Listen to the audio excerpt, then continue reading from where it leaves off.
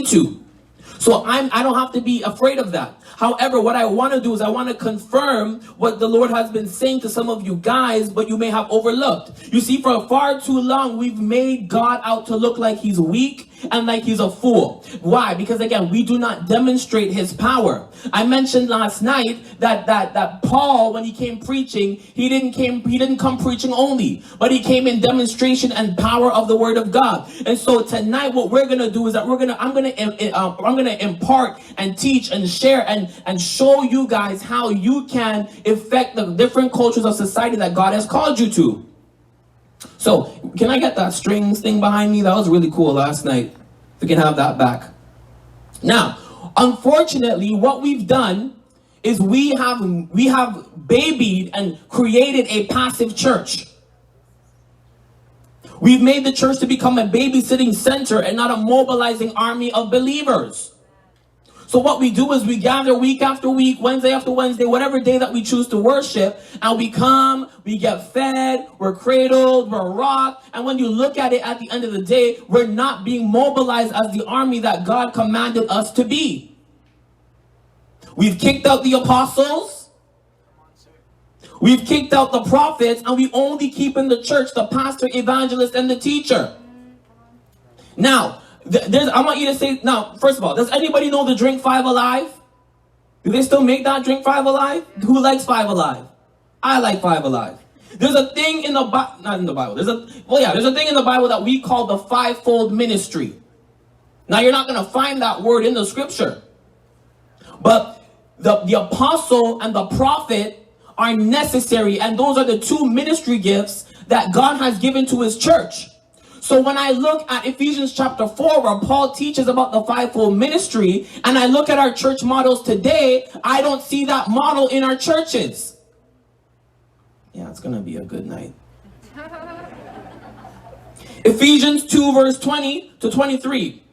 And are built upon the foundation of the apostles and the prophets, Jesus Christ himself being the chief cornerstone, in whom all the building fitly framed together grows unto a holy temple in the Lord, in whom you also are builded together for an habitation of God through the Spirit. The foundation of the New Testament church was built upon the apostle and the prophet.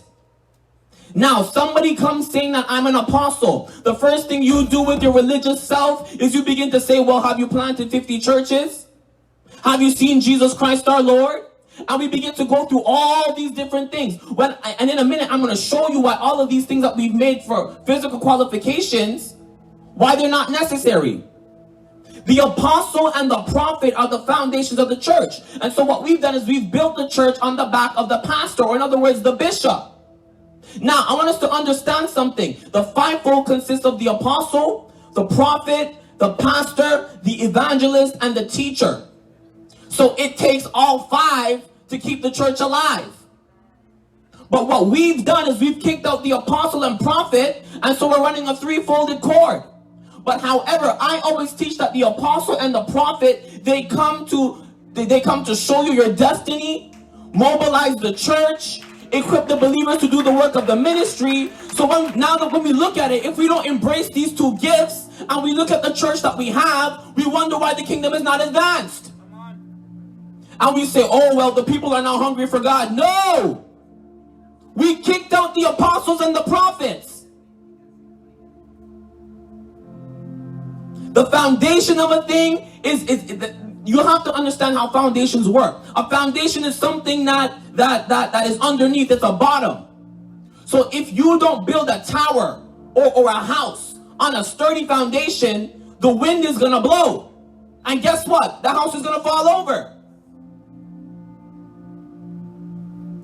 Every building, every architectural structure is founded upon a foundation, foundation. And so the height of a building is only as crucial as how deep its roots go into the earth. So you know that when you go downtown Montreal, which we went today, was so beautiful.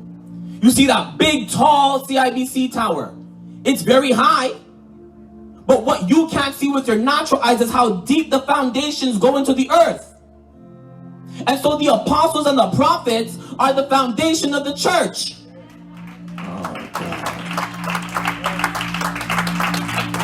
We just read that Jesus Christ is the chief cornerstone. Now, a cornerstone is a stone that forms the base of a corner of a building, joining two walls together. So there's a corner there, there's a corner there, there's a corner there, there, and there. The cornerstone is the one that sits in between two walls. So Jesus Christ is the chief stone. But after the chief stone is the foundations of the apostles and the prophets. And so what happens now is, because we have not embraced these two ministries, every time something happens in our life, you see, apostles, what they are is they're architects. Paul referred to himself as a wise master builder. So when an apostle comes before you, they don't just build nice buildings. They build you in your faith. They build you in your confidence. They build you in the gifts of the Spirit. So now what happens is, whenever you're missing the apostle or the prophet, whenever the storms of life hit you, you don't have a solid foundation. Oh boy. Matthew chapter 7, verse 24 to 27. Jesus is talking and he's giving them a parable. And Jesus explains it and he says, "Therefore, everyone who hears what I say and obeys it will be like a wise person who built a house on the rock." Verse 25, "The rain poured and the floods came. The winds blew and beat against that house. But guess what? It did not collapse because its foundation was on the rock." Verse 26, "Everyone who hears what I say but doesn't obey it will be like a foolish person who builds their house on the sand." Verse 27, "The rain poured, the floods came, the winds blew, and it struck that house. And guess what? It collapsed. As a result, there was total disaster." Jesus asked Peter, "Whom do men say that I am?"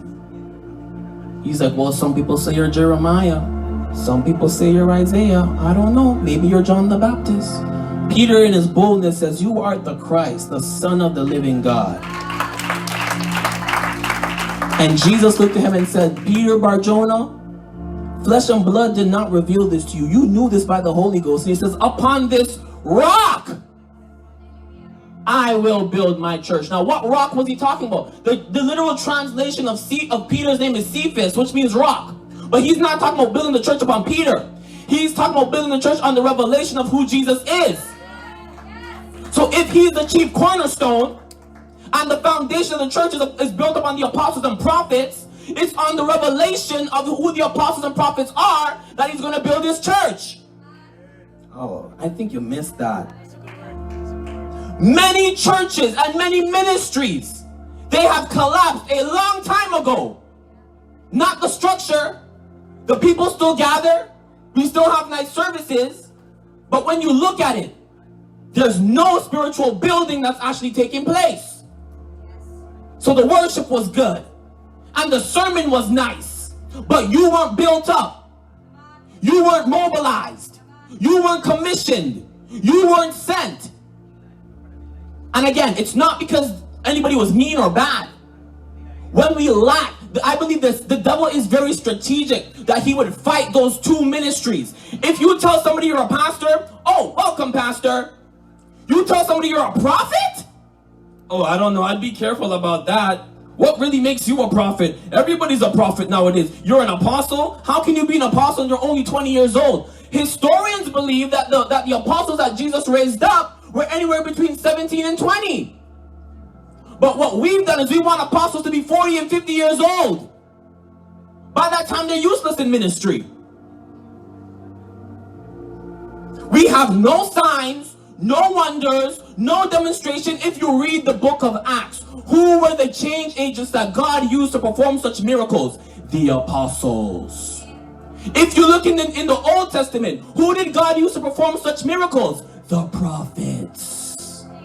So when we now build a church on the foundation of anything other than these two things, we have nice structures, but we don't have a kingdom of people who are mobilized.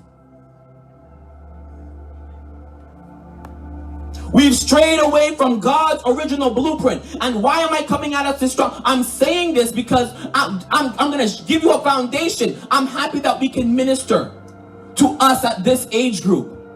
Because I didn't learn about the fivefold till a couple years ago. And I've been saved for a long time ago. And when the Lord showed me what it is that he wanted me to show me, what he called me to, I didn't even have a modern example of it because we've strayed so far off from the blueprint. God is unlocking many of you tonight into various aspects of the fivefold.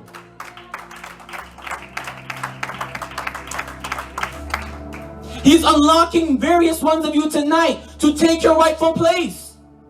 Do you know that the devil is so strategic that if he can't get you to backslide, turn your life away from God, that he will get you serving in a capacity that God didn't call you to? He will cause you to be you're in church, you're doing what God called you to do, quote unquote, but he'll have you thinking that you're a pastor the whole time you're an apostle. He'll have you thinking you're an evangelist the whole time you're a teacher. And again, last night we laid a good foundation. But tonight we need to really deal with the fivefold ministry of God. Because that is the church that Jesus established. So you're sitting there and you said, how can I partner with this? Here's what you need to do. Number one, you need to give God a yes. Now you may not know what you're saying yes to. When I first got saved, I was like, Lord, use me. I don't know what you wanted me to do, but I'm here. What can I do? So I was serving as a worship leader, I'd lead worship every now and then. It was cool. And then God began to transition me. And so I found, and here's the thing about God. God sometimes won't give you the full picture, because if he gives you the full picture, it will scare you and then you won't even come in the first place. But every person sitting in this room, you have a responsibility in the kingdom. God didn't call you and save you so that you can sit here and listen to people like me preach to you every conference, every Sunday, or every Wednesday. There's a mandate that God has for your life. And until you really press in and give him a yes, you're not going to see the fullness of that come to fruition. You need to give him your full surrender. And this is the thing. Can you trust God enough even though you may not have all the details? I want you to ask yourself that. Can you trust him even though you may not have all the details? How do you partner and unlock your destiny? You ask him to reveal it to you. You say, Lord, what's my purpose? Why am I alive? Why did you create me? How can I help in the kingdom? When you ask him these questions, he will begin to tell you and give you a hunch in your spirit and say, this is it. Nope, not really that. But again, we're not pressing in for more. Why? Because the culture that we've created in Christendom is this very babysitting like model. Jesus Christ said, and I quote this, I sound like a broken record, "Go ye therefore into all the world, preach the gospel, heal the sick, raise the dead, cast out devils." So I'm not preaching something crazy. I'm just wondering why we haven't caught the revelation as to why we can't go. But when we don't embrace apostles and prophets are sending and going ministries. How can you partner with God's destiny? You have to, once you're made aware of it, you need to intentionally pursue it. When the Lord told me you're a young apostle, I said, I don't even know what that is. I went on Google, and all the top theologians, who if I called their names you'd know, told me that they're no more. And so I said, God, how are you saying you're going to call me to be something that everybody else is preaching against? And I couldn't rock it. I couldn't shake it. And as I started to read the scriptures, it started to become more clear to me. Ephesians 4, which we're going to read in a minute, says, he's given the fivefold ministry of God until we all come to the unity of the faith. So why do we get to be so selective when it comes to the fivefold, where we kick out the apostle and prophets, but we keep the pastor, evangelist, and teacher? But I believe that the devil has been strategic, because if he can cripple the body of Christ by muzzling those two ministries, it's those two ministries that challenge you and says, come on, what's going on? Get going. You're a believer. Why are you not doing this? But the pastor, evangelist, and teacher, which we love, which we need, which we embrace, They're more all about, the pastor's going to say, hey, we just want you to come to church. We just love you. We're your family. The evangelist says, souls, souls, souls, souls, souls, souls. And the teacher says, I'll teach you. But the prophet and the apostle, they want to say, look, you've been saved for 10 years. What's going on?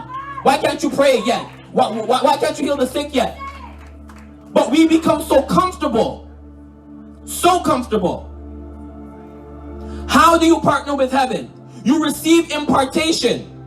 Preaching, teaching, laying on of hands, observing that ministry. So when I started to study the ministry of apostles, I would go on YouTube and search apostles, check their doctrine, discern the spirit, discern the motive, and see how. I would study the apostle Paul.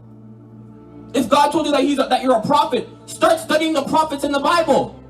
Study Elisha, study Elijah, study the minor prophets. Do your research. Also, once God reveals to you what he's called you to, you need to live a life that's worthy of that calling. Because many times we just want the microphone. Yeah, I'm an apostle, but you live clean, you sleep around, you swear, you do as you feel. No. Ephesians 4 verse 1 says, walk worthy of the vocation by which God called you to walk in. The apostles and the prophets are alive and well. And when we don't embrace these ministries in the church, we cripple ourselves. The threefold can't do it. It takes all five to keep the church alive.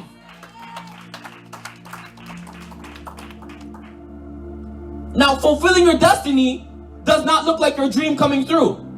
It's not your dream come true. It looks like you embracing whatever God says that you want to do. Now, if I had a choice, I want to be a prophet. It looks so cool. You do the word of knowledge, you start talking to people, they start crying. It looks cool. But God didn't call me to be a prophet. He called me as an apostle. So I can either try to be something I'm not, or I can embrace how God's created me. This is not about, you don't get to pick and choose how God uses us. Stephen, don't you think this sermon's a little hard for young adults? No! Because we're having harder conversations and talking about nastiness that we shouldn't be talking about. Sit and take this word. Ephesians chapter 4. Thank you, Lord. From 11 to 16. This is my text. I'm building us up here to get here. This is Paul writing to the Ephesian brethren. He says, he also gave apostles, prophets, evangelists, as well as pastors and teachers, as gifts to his church.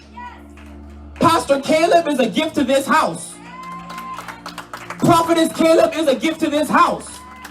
Any other apostle is a gift to this house. He gives the fivefold ministry as gifts to his church. You're the church.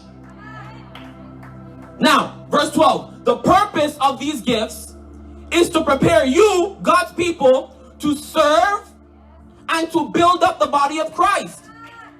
I'm reading from the Bible. I'm not even preaching. This is just me reading. Verse 13. The purpose, this is to continue until all of us are united in our faith and in our knowledge about God's Son, until we become mature. Oh, I'm gonna get happy. Until we measure up to Christ, who is the standard. Then we will no longer be little children, tossed and carried about by all kinds of teachings that change like the wind. We will no longer be influenced by people who use cunning and clever strategies to lead us astray. But instead, verse 15, as we lovingly speak the truth, we will grow up completely in a relationship to Christ, who is the head. He makes the whole body fit together, and it unites it through the support of every joint. There's so much to unpack in this one scripture. As every part does its job, he makes the body grow so that it builds itself up in love. Repeat after me. It takes all five to keep the church alive. It takes all five to keep the church alive. Anything that is founded that not on the foundation of the apostles and prophets is built on the sand.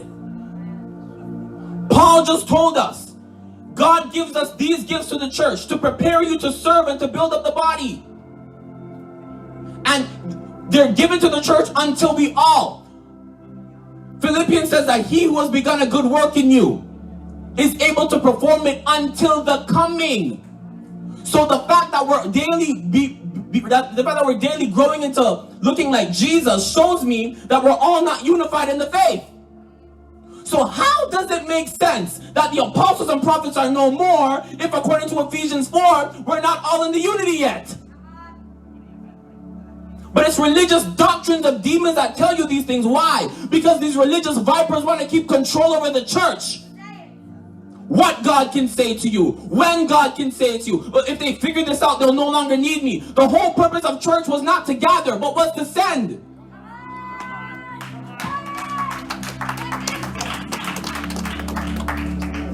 Without the fivefold ministry of God, you will not be mature. Every week, oh, Pastor Caleb, can you pray for me? Oh, prophetess, can you pray? Stop being a baby. You've been saved for 10 years.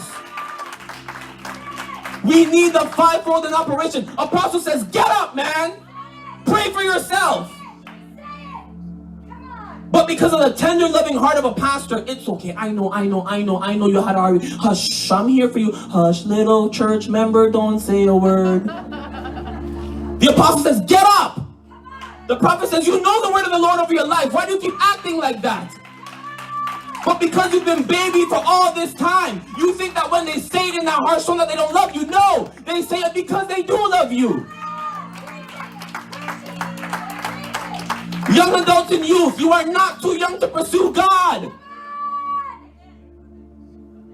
You cannot be saved for more than 2 years in my books and haven't flowed in the supernatural, haven't worked a miracle, haven't casted out a demon. Jesus Christ says, these are the signs that follow those who believe. Not the signs of Pastor Caleb, not the signs of Prophetess Caleb, but a sign of you, the believers. Paul doesn't want us to be tossed to and fro like little children.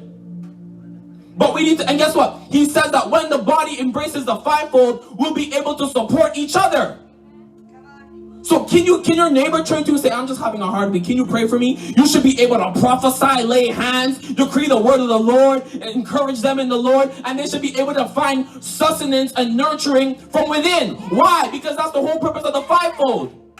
To build each other up in love. Why don't we see the power of God anymore in churches? It's because the people in the pulpit are living clean. No! The supernatural agents of the church are the apostle and the prophet.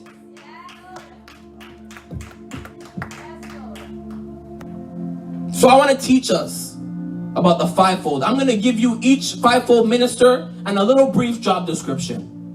And I'm going to share this with you. And as I begin to talk, you're going to hear some things that say, oh, I'm like that. Oh, you know what? Oh, this person's like that. Wow, that's so me. Just take it all in. Take it all in. So, the apostle.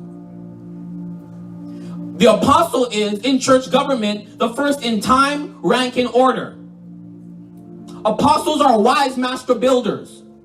So again, don't think about a physical building. An apostle, it has divine strategy of how they say, how am I going to build a believer, how am I going to build a group of believers up in their faith? Apostle will map out something and say, okay, we're going to start them first with foundation. Then we're going to go through salvation. Then we're going to go through deliverance. Then we're going to go through healing. Then we're going to start to train you. And then after you go through training, we'll put you here to do this, put you here to do that. Why? Because they're building up spiritual fruit on the inside of you. Apostles are spiritual fathers and spiritual mothers. They're nurturers. Apostles will look at you and say, I see a gift on the inside of you. Let's train. I'm going to pull it out of you. Apostles govern and they set policy. When you look at Paul wrote letters to his churches from behind bars. He was governing the churches that God gave him. Here's what you do. Read the word until I come. If this person is a fornicator, abandon them. He set all the rules. If you're going to speak in tongues, here's how you do it. Blah, blah, blah, blah, blah, blah, blah. They set government. Apostles are demonstrative. We show you the kingdom. Peter walks down the road, somebody happens to fall within their shadow, they get healed by accident. Apostles are impartation agents. Romans 1:11, Paul says to the Roman brethren, I long to see you that I might impart some spiritual gift unto you at the end that you might be established. To impart means to share. So when an apostle says that, you know what, I have the gift of healing, I'm going to share that gift of healing with you. If you have mutual faith and he shares it, you can receive it. Because apostles are activators. They activate and they stir up things on the inside of you. Apostles guard and maintain sound doctrine within the church. They make sure that we're not preaching anything crazy and erroneous. They protect the body of Christ. That's a little bit about the apostle. The prophet, they are the eyes and the ears of the church. They guard the church from deception and witchcraft. Prophets provide the church with revelation and insight. They are second in rank to church government according to 1 Corinthians 12:28.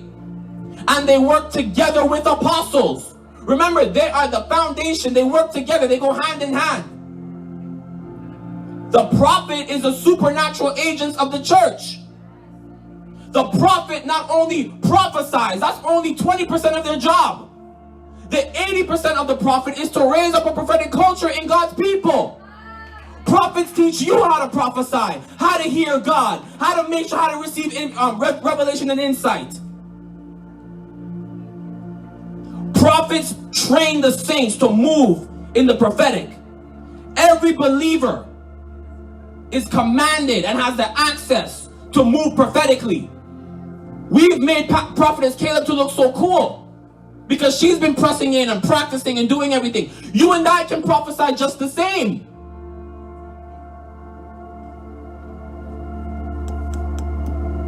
The teacher. Teachers labor in the study of the Word of God. A teacher strategically teaches you the Word of God in a way that you can understand. Have you ever had some classes in high school where if you had a supply teacher come in, but they taught you the same concept that your homeroom teacher did, but you understood it when the supply teachers taught it, but it was the same material? The reason for that is because teachers have strategies to break down the Word of God in ways that you can understand it. That's why Jesus used parables so much. He would say, the kingdom of heaven is like this. The kingdom of heaven is like that. He would break down the word in such a way that the people hearing it understood what he was saying.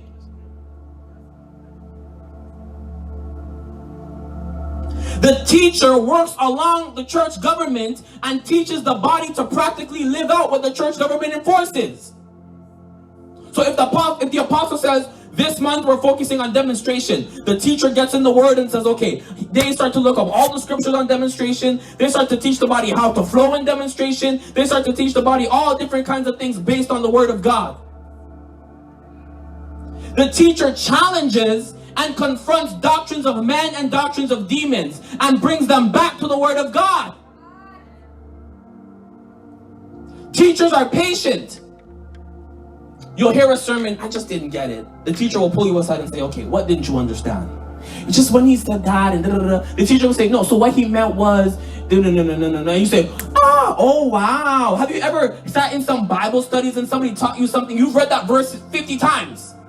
But when they teach it, all of a sudden that light goes off. That's that teacher's anointing. Teachers are patient and they will labor with you until you get it. You still don't understand? Let's try it this way. Apostles don't have time. They say, well, just figure it out, and when you know, let me know. I need more patience. More patience, Lord. More. Teachers demonstrate the power of God. We've limited teachers to Sunday school. Oh boy. Jesus taught and he demonstrated. Let's talk about the evangelist. The evangelists are the legs of the church. The evangelist recruits new believers through preaching the gospel. The evangelist carries a heavy demonstrative anointing to win the lost. Look at Philip in the book of Acts. He performed miracles and unsaved people came to the Lord by the droves. Why? Because again, the kingdom, the gospel is incomplete without demonstration. Now, are you hearing a constant theme? All I've been saying for the whole weekend is demonstration, demonstration, demonstration, demonstration, I'm not a broken telephone. I'm just giving you a New Testament Bible. Evangelists don't work in the church. They work outside. What we've done in this current church model is, because we don't want to make women pastors, we've given them the title of an evangelist, when really they're not evangelists. I know. Who is this young guy with braids think that he is? I'm giving you the Bible. Most of us say we're evangelists, we don't even have passports. We've never been outside our city. Help me, Holy Ghost. The evangelist is skilled in sermon techniques to reach different audiences. So the evangelist knows, if I'm talking to a group of atheists, I gotta preach the gospel this way. I can't talk to atheists the way I talk to fornicators. They're strategic in how they can relay the gospel to various groups. The evangelist equips the church to be effective soul winners. So the evangelist just doesn't go out. Evangelist then comes into the church and says, okay, you guys are all called to be evangelists. The evangelist begins to raise up other evangelists. That's what the fivefold is, the reproductive system of God. But what's happening is all these preachers are dying in the grave with their anointing and they're not transferring it. But it takes the apostle to say, look, Judas is dead. We need another man to take his place. This is so good to me. The pastor. The pastor cares for the sheep that's entrusted into their care. The pastor's gonna call you. I heard you were sick. I'm praying for you. Did you eat? We love you. Give me a hug. That's the ministry of the pastor. The pastor protects, feeds, and nurtures the people of God. The pastor brings you into new pastures. Okay, this week I know we ate over here, but today we're going to eat over here. They preach to you different sermons and different things that are good for the healing of your soul. The pastors minister to the pain and the wounds and they treat them until you're healed and whole. Pastors walk alongside you as you grieve people who die. And as you go through traumatic events, they labor with you and they love you through it. The pastor values family and community. And that's why when we don't understand different fivefold functions, a lot of apostles get frustrated submitting to pastors, well, for two reasons. One, they outrank them in the spirit, but also secondly, they don't know that the pastor, they just want to see you come. Don't leave me. We love you. We built ties with you. But the apostle says, I love you too, but I have to go. I have to go preach. I have to go do this. And so what happens is now, a lot of people are frustrated. My pastor's controlling. They may just not understand the different functions of the body. I'm working tonight. The pastor is the overseer and is accountable for the sheep that God gives them. When a pastor loves you, you feel it. You feel it, you feel it, you feel it, you feel it. There's a sense of love and community and homeliness. That is a basic crash course of the fivefold ministry. Now I want to mention something. Because again, we love and we embrace all five. But I wanted to emphasize the apostle and the prophet because those are the two ministries that we've kicked out of God's church. And when I say God's church, I don't mean this church. I mean the universal church.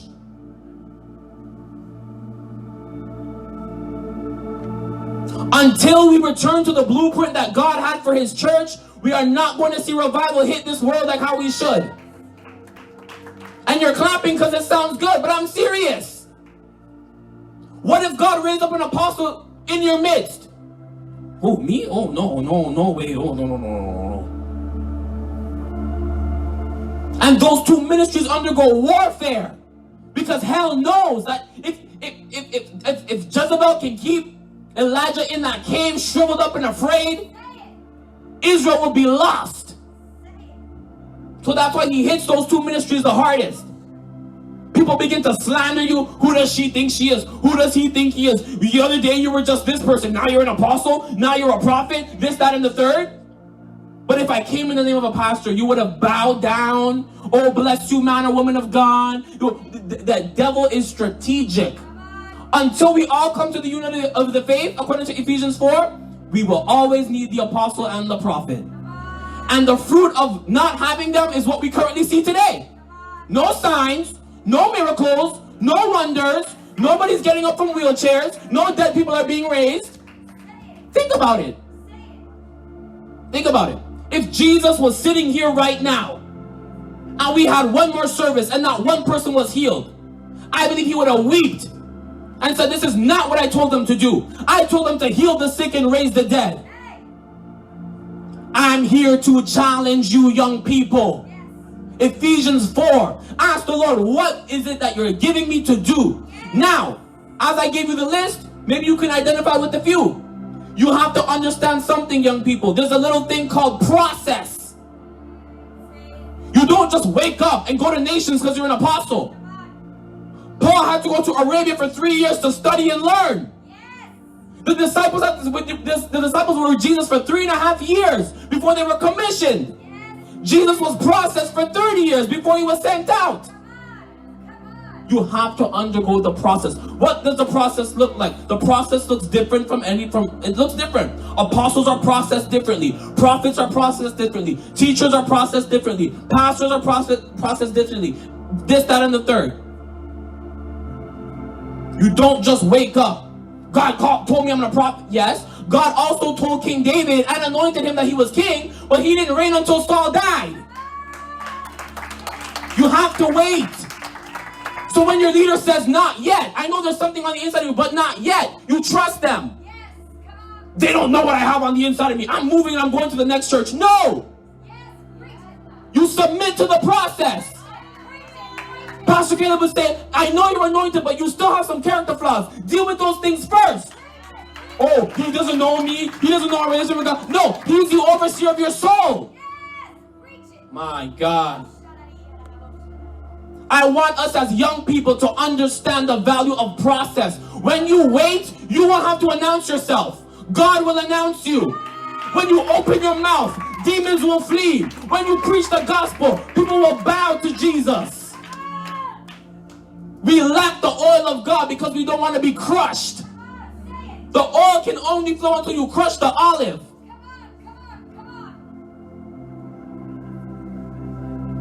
Now maybe I gave you those lists of the fivefold. You said, well, I don't really identify with nothing. There's Romans 12. There's a whole other set of gifts. The gifts of helps, administration, government, the gifts of leadership, the gifts of service. The gifts of help looks like, you know those people that, hey, what can I do? People that just want to help, we need you to usher. Done. Yes. What do we got to pick up this person. I can do that for you.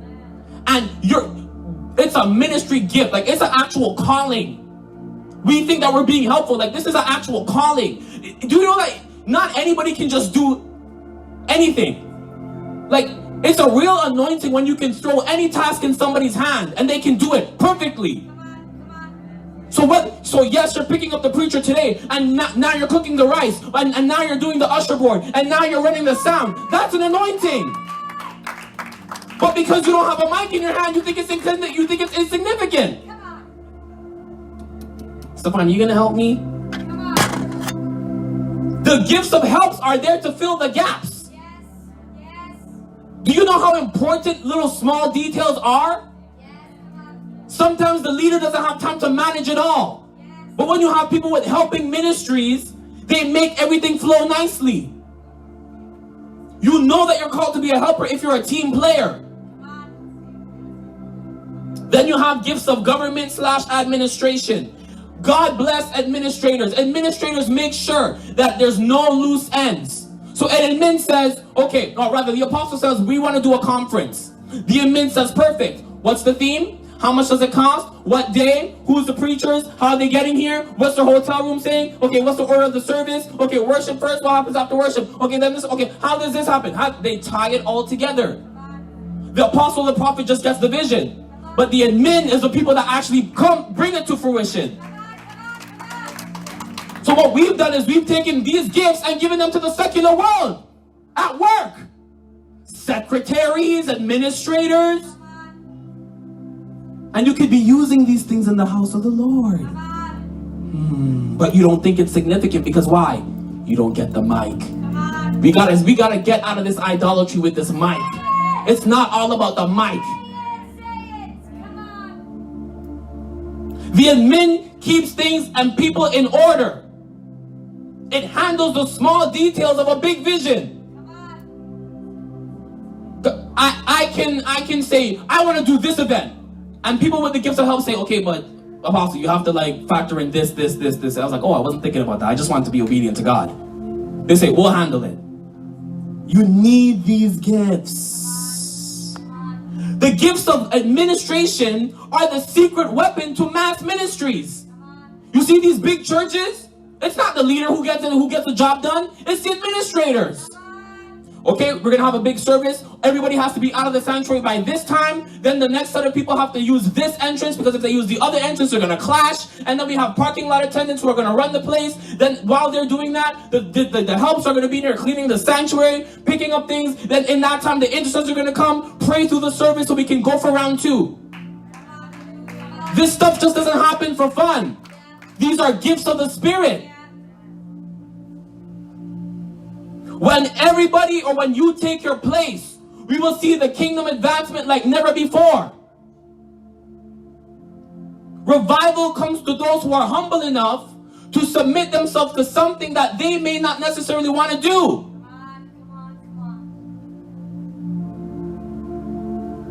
We need to see the kingdom of God demonstrated.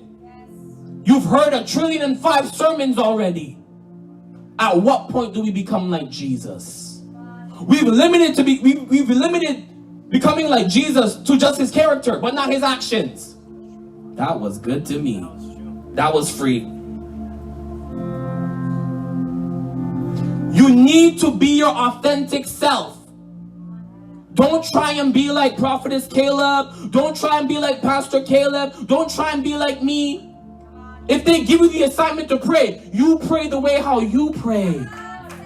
You sing the way how you sing. You serve the way how you... Did you know that the anointing and authenticity work hand in hand? There's a reason why King Saul's armor did not fit David.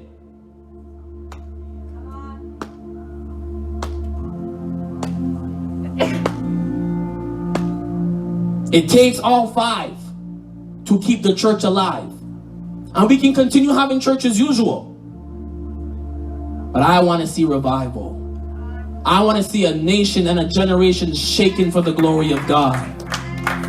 People are dying left, right, and center for all these various sicknesses and diseases. Praying for you. How long are you going to keep praying for them? Perform a miracle. Perform a miracle. You said you serve God. So show me. Let's see something.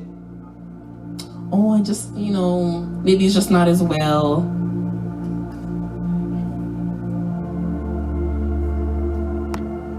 I'm done. This weekend, you've heard a lot of sermons, a lot of words, a lot of messages. Now, the ball is back in your court.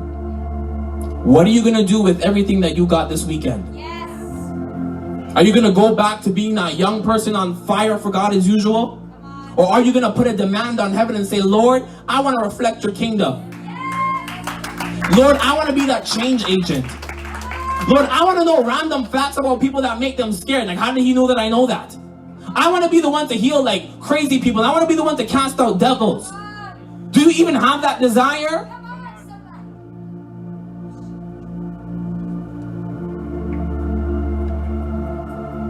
I'm done. If you're here and you need God to move in your lives. I'm gonna do 1, 2, 3, 4. I'm gonna do 3 altar calls, and we're gonna do this very quickly. Number 1, if you're here and you have a need in the house, if you say, I have back pain, I need healing for my daughter, I need this, I need that, I need a miracle. The same Jesus we just preached about is gonna demonstrate himself right now, right here, this moment. If you have, whether you think it's small or big, I want you to bring your request to the Lord. If that is you, and that you have any need, there is nothing impossible with God. I've said, Lord, I got bills to pay, I just need X amount of dollars. The next week, that mailman slipped a check through my door. Was the exact amount that I needed to pay that bill. That's a miracle. That's a miracle. I remember one time I went to Chicago for a conference, and I got 2 parking tickets that costed me 600 Canadian dollars. I said, God, I am not paying that, because I already didn't have the money to take myself on this trip. I'm not about to go pay $600 for tickets. I said, Lord, I want my balance to be 0. The next month, the car rental company mailed me and says, hello, Mr. Hyde, your balance on these tickets are $0.00.